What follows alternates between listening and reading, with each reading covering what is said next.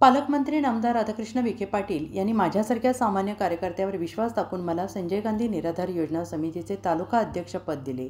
त्या माध्यमातून निराधार, विधवा, परित्यक्त्या, दिव्यांग व्यक्तींना न्याय देण्याचा प्रयत्न करू. माझ्या राजकीय आणि सामाजिक वाटचालीत पत्रकारांचे मोलाचे सहकार्य आणि मार्गदर्शन लाभले असल्याचे मत माननीय जिल्हा परिषद सदस्य शरद नवले यांनी व्यक्त केले. ज्या पत्रकारांचा मोठा वाटा आहे की असे ज्येष्ठ पत्रकार दासेवरती घालावे असतील, मारुतरावजी वाशिंची असतील, उमेदवारची देसाई असतील, श्रीकांत गावले असतील, एलिमजी दयम असतील, सुवाचे शेरा आणि त्यांचे सर्व सहकारी, तसेच आपल्या गावच्या आपले मार्केटिंग पावले माझे शरद काका देशपांडे मार्गदर्शक असतो. लोकशाहीचा चौथा कामातून एक पत्रकार आणि चांगल्या कामाला शाबासकी देणार आणि चुकांवर वोट देऊन त्या चुका दुरुस्त करण्यासाठी आपल्या वर्तमानपत्रात आपल्या एक चांगलं आणि वाईट समाजापुढे मांडणार पत्रकार हा लोकशाहीचा एक मजबूत कणा आहे. आणि निश्चितपणानं माझ्या राजकीय सामाजिक जगत घडवून हे सगळ्या पत्रकार मंडळीचा खूप मोठा सिंहाचा वाटा आहे. तर भास्कररावजी आणि मारुतरावजी यांचं बाळकडून मला मिळालेला आहे. कारण भास्करराव हे माझे राजकीय सामाजिक क्षेत्रात कसं काम करायचं, काम करण्याचा आपण प्रयत्न केलेला आहे.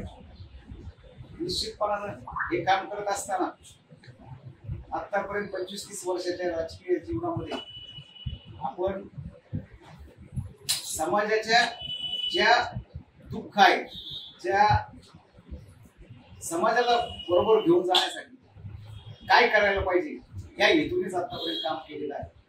निश्चितपणानं त्या कामाची पावती म्हणूनच या जिल्ह्याचे पालकमंत्री आदरणीय राधाकृष्ण विखे पाटील, सुनीलदादा विखे पाटील आणि शालिनीताई विखे पाटील यांनी या कामाची दखल घेऊन मला संजय गांधी निराधार समितीचा अध्यक्ष केलं. खरं तर इतर ठिकाणी आपण जर बघितलं तर या समितीचे अध्यक्ष विद्यमान आमदार असतात, परंतु एवढी मोठी जबाबदारी विखे पाटलांनी माझ्यावर दिली. ही जबाबदारी अतिशय समर्थपणे पेलून या भागातील सर्वसामान्य वंचित घटक जो आहे, श्रावणबाळ योजना असेल, संजय गांधी निराधार योजना असेल, अपंगाची योजना असेल, महिला, परित्यक्त्या, दुर्धर आजार ज्यांना झालेले आहे, अशांना खूप मोठ्या प्रमाणात आपण ह्या समितीच्या मार्फत मदत करू शकतो. आणि हे गेली सरपंच असल्यापासून आपण सर्वसामान्य लोकांना आतापर्यंत मदतच करीत आलेलं आहे. म्हणजे 20 वर्षापासून जी मदत केलेली आहे, आता ती मदत शासकीय योजनेमार्फत देण्याची जबाबदारी माझ्यावर आलेली आहे. ते सांगतात आणि काय होतं, हेतू जर चांगला स्वच्छ असेल आणि स्वच्छ हेतू जर काम केलं समाजाचं, तर निश्चितपणाने आपलं पायगुण चांगला आहे. आमदार साहेबांनी माझ्यावर जबाबदारी दिली आणि महिना झाला नाही, त्याचनंतर गेली अनेक वर्षापासूनची जी योजना आहे तिचं 1500 रुपये अनुदान, हे आता 1000 वाढलं म्हणजे 2500 रुपये अनुदान. म्हणजे सर्वसामान्यांना एक दिवाळीच्या ह्या सरकारने, फडणवीस सरकारने एक दिवाळीची चांगली भेट या समाजातील वंचित घटकाला दिली असं मी मानतो. खरं तर शासन येत असतं, शासन हे लोकशाही मार्गाने कुठल्याही पक्षाचे येत असतं, शासन चांगल्या पटलावर येऊन त्यांची सामाजिक आणि कौटुंबिक उन्नती होत असते. निश्चितपणाने आपलं हे महायुतीचं शासन जे आहे, फडणवीस साहेब असतील, शिंदे साहेब असतील, अजितदादा असतील आणि विखे पाटील यांच्या मार्गदर्शनाखाली आपण काम करतो. आपण देशात जर बघितलं काय होतं, चांगलं जे आहे ते खूप उशिरा समाजापर्यंत पोहोचतं, परंतु खोटं जे आहे ते सारं गावभर फिरून येतं. आणि मग ते खोटा निगेटिव्ह लोकांपुढं त्यांना समजून सांगता या सगळ्या गोष्टी घडत असतात. खरं तर आज आपण देशाची परिस्थिती बघितली, आंतरराष्ट्रीय परिस्थिती बघितली, तर एक आपल्याला खंत नेतृत्व मोदी साहेबांचं कळलं म्हणून आपण हे करू शकतो. विरोधक काय म्हणतात, आता हा तो बोलण्याचा विषय नाही, परंतु आज जर अमेरिकेसारखा बलाढ्य राष्ट्र ट्रम्प यांना सुद्धा 2 पावलं 10 पावलं मागे सरकारला लावणारे आपले पंतप्रधान आहेत आणि समाजाच्या विविध घटकातील लोकांचा विचार करून तशा योजना राबवण्याचं काम हे 10-15 वर्षाच्या कार्यकाळामध्ये सुरू आहे. ही पुढे पण सुरू राहणार आहे.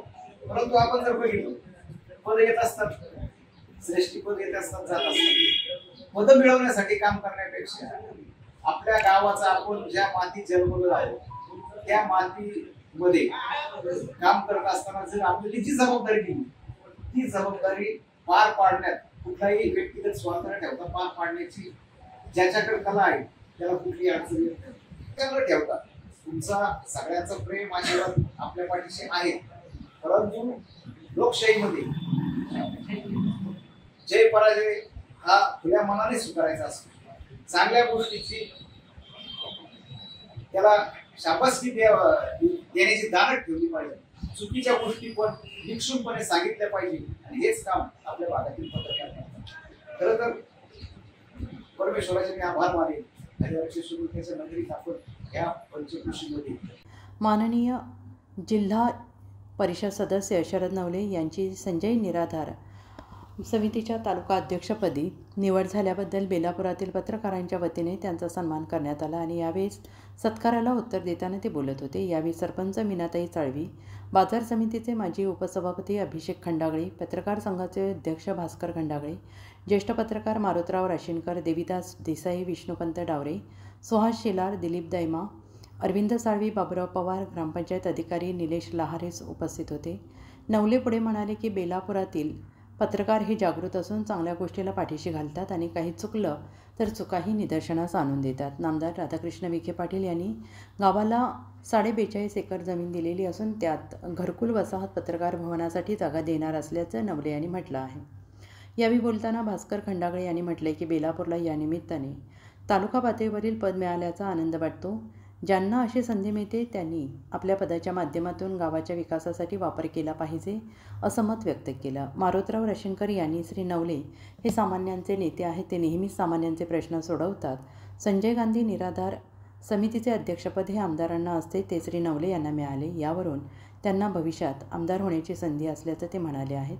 देवीदास देसाई यांनी पत्रकार भवनासाठी जागा देण्याचे मान्य केल्याबद्दल धन्यवाद दिले. श्री विष्णुपंत डावरे यांनी श्री नवले यांच्या वाटचालीस शुभेच्छा दिल्या. उत्तर महाराष्ट्र न्यूज नेटवर्कसाठी देवीदास देसाई, बेलापूर.